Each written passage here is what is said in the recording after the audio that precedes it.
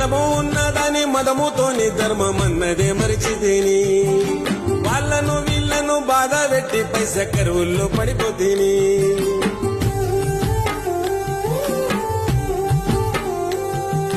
ధనము ఉన్నదని మదముతోని ధర్మమన్నదే మరిచితేని